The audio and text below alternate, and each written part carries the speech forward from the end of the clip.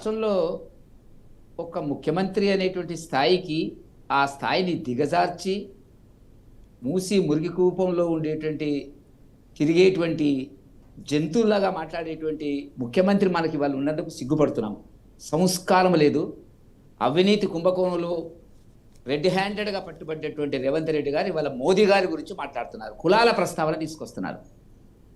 ఆయనకి లెక్కలు కడుతున్నామో, ఏ రకంగా అయితే కేసీఆర్ను లెక్క చూపించినమో అదే పద్ధతి లోపల రేవంత్ రెడ్డి గారి భవిష్యత్తును కూడా భారతీయ జనతా పార్టీ తెలంగాణలో సమాధి చేస్తుంది అనేటువంటిది మాత్రం మీరు గుర్తుంచుకోవాల్సినటువంటి అంశం తెలంగాణ సమాజానికి మేము చెప్తున్నటువంటిది. మోదీ గారు నా కులం బీసీ అనేటువంటి పద్ధతిలో ఎప్పుడైనా కులాల గురించి మాట్లాడినాడా మోదీ గారు? ఆయన కులం ఏందనేటువంటి చెప్పుకున్నాడా? ఇవాళ అన్ని రకాలుగా విఫలమైనటువంటి రేవంత్ రెడ్డి గారి పాలన, అవి 6 గ్యారంటీలు కానీ 420 గ్యారంటీలు కానీ, ఇంక్లూడింగ్ ఇప్పుడు 42% మంది డబ్బా కొట్టి ఊదరగొట్టి మేము చేస్తున్నాము బీసీలకు రిజర్వేషన్ అని చెప్పి కమిషన్ లేచి దాంట్లో కూడా సరి అయినటువంటి పద్ధతి లేకుండా చేసి, ఆలోచన లేని, రాజ్యాంగబద్ధంగా ఉండేటువంటి పదవిలో అది ఎట్లా రిజర్వేషన్ వస్తుంది, ఏ రకంగా రక్షించుకోవాలా, ఏ రకంగా చట్టబద్ధత చేయాలనేటువంటి ఇంగిత జ్ఞానం లేనటువంటి గౌరవ ముఖ్యమంత్రి గారు తెలంగాణ సమాజానికి ఇలా ప్రాతినిధ్యం వహించడం అనేటువంటిది సిగ్గుచేటు అని చెప్పి నేను భావిస్తున్నటువంటిది. కాబట్టి ఆయన అంటున్నది ఏంది? కన్వర్టెడ్, లీగల్లీ కన్వర్టెడ్ అని చెప్తున్నాడు. అది 1994లో కాంగ్రెస్ గుజరాత్ను పాలిస్తున్న సందర్భం లోపల మోదీ గారి సామాజిక వర్గాన్ని బీసీ సామాజిక వర్గంలో కలపడం జరిగింది. ఆయనకు తెలియకపోతే చెప్పుకోవాలా? ఆయన 201 అని చెప్తున్నాడు. అబద్ధాలు, నోటికొస్తే అబద్ధాలు. అనుకోకుండా గౌరవ ముఖ్యమంత్రి పదవిలోకి వచ్చిన తర్వాత రోజు ఒకటి మాట్లాడుతున్నాడు. మాట్లాడితే ఇవాళ భారతీయ జనతా పార్టీ ఊరుకోదు. ఆయన అంటున్నటువంటిది మోదీ గారి మీద ఏ మాట మాట్లాడినా కూడా అంతకంటే 10 రెట్లు మాట్లాడతాం. నిన్న మా బండి సంజయ్ గారు మాట్లాడినారు. రాహుల్ గాంధీ గారి కులమేందో మతమేందో చెప్పమనండి. కన్వర్టెడ్, మతాలు కన్వర్టెడ్గా చూసినా కానీ కులాలకు కన్వర్ట్ అయినటువంటి కొత్త భాషను చెప్పడం జరుగుతున్నటువంటిది. కాబట్టి దీన్ని తీవ్రంగా ఖండిస్తున్నాము. పిచ్చి ప్రేలాపనలు ఆపండి. కేంద్ర ప్రభుత్వాన్ని విమర్శించేటువంటి స్థాయి మీకు ఏం కావాలో చెప్పండి. మీరు ఏందో అడ్వర్టైజ్మెంట్లు ఇస్తున్నారు కదా, ఈ దాంట్లో అన్యాయం జరిగిందని చెప్పండి. ఏమీ చేయలేనటువంటి ఒక నిస్సహాయ పరిస్థితిలో సౌత్ నార్త్ అనేటువంటి తీసుకొచ్చి, నార్త్లో కాంగ్రెస్కు పునాదులు కట్టినటువంటి గొప్ప వ్యక్తి వాళ్ళ ముఖ్యమంత్రి రేవంత్ రెడ్డి గారు. ఎందుకంటే అక్కడ వచ్చే అవకాశాలు లేవు. ఇక్కడ అక్కడ సర్దుతున్నాడు. అది వచ్చేది కాదు, పోయేది కాదు. కాబట్టి రేవంత్ రెడ్డి చాలా జాగ్రత్తగా మాట్లాడు. మోదీ గారి గురించి మాట్లాడేటప్పుడు ఈ భాషను ఉపయోగించు. మోదీ గారు ఎప్పుడు కూడా వ్యక్తిగతంగా ఎవరిని కూడా విమర్శించలే. ఒక్క సందర్భం కూడా మీరు చెప్పండి. ఆయన గౌరవప్రదంగా తన అభిప్రాయాలను చెప్పేటువంటి పరిస్థితుల మోదీ గారు ఉన్నారు. కాబట్టి వాళ్ళ రేవంత్ రెడ్డి గారు ఏది నోటికొస్తే అది మాట్లాడుతున్నాడు. నిన్న కూడా దేవేందర్ గౌడ్ గారి సమావేశంలో అక్కడ కూడా మాట్లాడుతున్నాడు. మాట్లాడాలి కదా ఇట్లా మాట్లాడుతున్నాము, లేకపోతే నేను రాజకీయాలు ఉండే పరిస్థితి లేదనేటువంటిది. ఇదానండి రాజ్యాంగబద్ధంగా, అంబేద్కర్ రాజ్యాంగబద్ధంగా పదవిలోకి వచ్చినటువంటి ఒక గౌరవ ముఖ్యమంత్రి గారు వాడుతున్నటువంటి భాష ఏ రకంగా మాట్లాడుతున్నారు? కేసీఆర్ అదే కదా పదం మనం తిట్టింది, కేసీఆర్ అదే విధంగా మనం విసుకున్నది. మరి ఇవాళ మీరు మాట్లాడుతున్నటువంటి భాష ఏంది? మీ ప్రయోగం ఏంది? ఎంతవరకు మాట్లాడుతున్నారు? మాకు లేదా, నోరు లేదా? మేము మాట్లాడమా? కాబట్టి మేము చెప్తున్నాడు. నిన్న మా ఈటల రాజేందర్ గారు స్పష్టంగా చెప్పినారు, కేసీఆర్కి ఏ గతి పట్టిందో నీకు అదే గతి పడుతుంది. లెక్కలు రాస్తాయి, అంత ఈజీగా ఉండదు. యాక్షన్లోకి వచ్చినప్పుడు నీకు తెలుస్తుంది. కాబట్టి అవన్నీ మాని ఇవాళ మీరు తెలంగాణ, ఆంధ్రప్రదేశ్, కర్ణాటక, కేరళ ఇతనట ఏదో రిప్రజెంటేటివ్ అంట. మరి ఏఐసిసి అధ్యక్షుడు తీసుకో అంటే రాహుల్ గాంధీ గారిని పక్కకు పెట్టేటువంటి ప్రయత్నం లోపల, రాహుల్ గాంధీ గారిని మీకు చేత కాదు అని చెప్పడానికి చేసేటువంటి ఒక ప్రయత్నం లోపల సౌత్ నార్త్ అనేటువంటి అభిప్రాయ భేదాలు చేస్తున్నటువంటి రేవంత్ రెడ్డి గారికి ప్రజలు బుద్ధి చెప్తారు. మీరు ఇవాళ ప్రజల వ్యతిరేకత ఉన్నది. ప్రజలు మీరు ఎన్నికలు పెడితే ఓడించే పరిస్థితి ఉంది. స్థానిక ఎన్నికల్లో దాన్ని తప్పించుకోవడానికి డైవర్షన్ మైండ్ గేమ్ ప్రతి 10 రోజులకు ఒకసారి రేవంత్ రెడ్డి గారు కొత్త టాపిక్లు తెలంగాణ సమాజం మీదకి విసురుతున్నాడు. తాను చేయవలసిన పనుల గురించి మాట్లాడతలేడు, ఏం చేయలేదో చెప్పలేదు. ఇప్పుడు ఆయన మాట్లాడుతున్నాడు, రింగ్ రోడ్డు గురించి మాట్లాడుతున్నాడు, RRR గురించి మాట్లాడుతున్నాడు.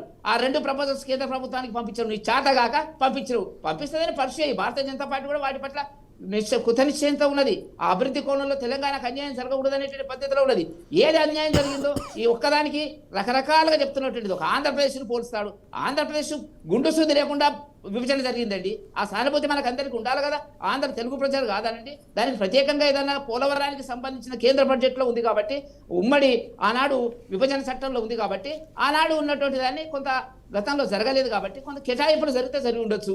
ఏం మాట్లాడుతుండో అర్థం కానిటువంటి పద్ధతి లోపల ఆ కాంగ్రెస్లో ఇంతవరకు మంత్రివర్గాన్ని విస్తరించేటువంటి నిస్సాయ పరిస్థితిలో ఉన్నటువంటి రేవంత్ రెడ్డి గారు మరి మొన్న మీటింగ్ రాహుల్ గాంధీ గారు కుతికేల వరకు రేవంత్ రెడ్డి గారి యొక్క పాలన మీద ఉన్నది.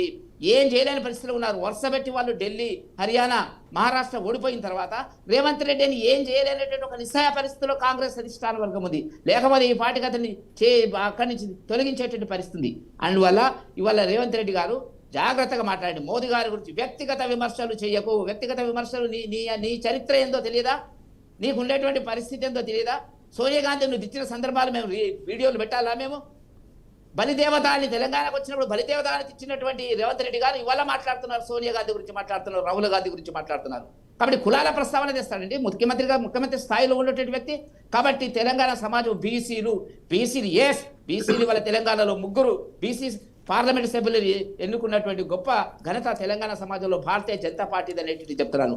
గౌరవ ప్రధానమంత్రితో సహా, అమిత్ షా గారితో సహా మాకు అధికారం వస్తే తెలంగాణలో మొన్న ఎన్నికల లోపల బీసీ ముఖ్యమంత్రిని చేస్తామని గర్వంగా చెప్పినటువంటి పరిస్థితి మాకున్నటువంటిది.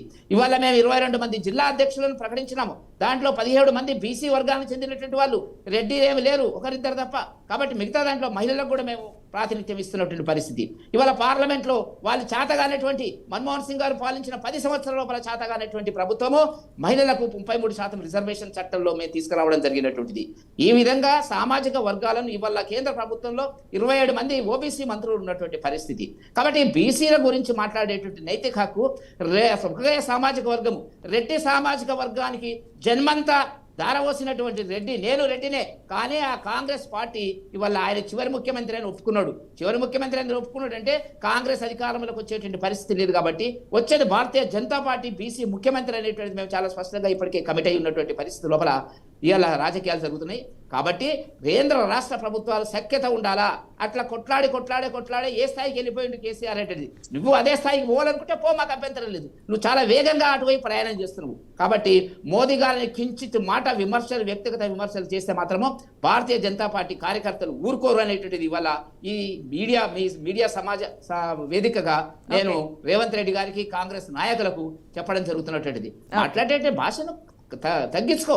నీకు కావాల్సిందేదో చెప్పు, సమస్యల మీద చెప్పు. ఇవి పెద్ద అడ్వర్టైజ్మెంట్, కోట్ల రూపాయల అడ్వర్టైజ్మెంట్ ఖర్చు పెడుతున్నావు కదా నువ్వు. రకరకాల పద్ధతిలో రకరకాల రాష్ట్ర ఎన్నికలు చెప్తున్నావు కదా. ఇవి ఫుల్ అడ్వర్టైజ్మెంట్. కేంద్ర ప్రభుత్వం నుంచి రావాల్సిన నిధులేందో ఇచ్చి ప్రజలకు చెప్పు. దాంట్లో మేము కూడా బాధ్యులమవుతాము, ప్రజలు కూడా మిమ్మల్ని అర్థం చేసుకుంటారు. లేకుండా నోటుకొచ్చింది మాట్లాడి సౌత్ నార్త్ ఆయన అక్కడ ఆల్రెడీ అక్కడ సమాధి చేసింది. ఇప్పుడు సౌత్ నార్త్ అనేటువంటి అభిప్రాయం తీసుకొచ్చిన తర్వాత డిపాజిట్లు అక్కడక్కడ డిపాజిట్లు వచ్చేవో కాంగ్రెస్కు, అవి కూడా పోయినటువంటి పరిస్థితి వాళ్ళు ఉన్నది. కాబట్టి ఇక్కడ వాళ్ళు ఏదో చేస్తారంట. అక్కడ తమిళనాడులో అక్కడ ఉన్నది వాళ్ళ పార్టీ కాదు, వాళ్ళకి అనుబంధంగా ఉండొచ్చు. కేరళలో ఉన్నటువంటిది కమ్యూనిస్టులు ఒకసారి ఇటు అటు నడుస్తున్నటువంటిది. ఈ 2 రాష్ట్రాలను దృష్టిలో పెట్టుకొని, కర్ణాటక తెలంగాణ దృష్టిలో పెట్టుకొని ఇవాళ చంద్రబాబు గారి గురించి మాట్లాడుతున్నాడు. అంతా ఒక్కటే అంటే ఏంది ఒకటి అయ్యి అనేటువంటి పరిస్థితి వస్తుంది. కాబట్టి ప్రతి ప్రేలాపనలు ఆపవలసిన అవసరం రేవంత్ రెడ్డి గారికి, ఈ రాష్ట్ర ప్రజలకు ఉన్నది అని చెప్పి మీ ద్వారా నేను చెప్పదలుచుకున్నాను మేడం. ఓకే.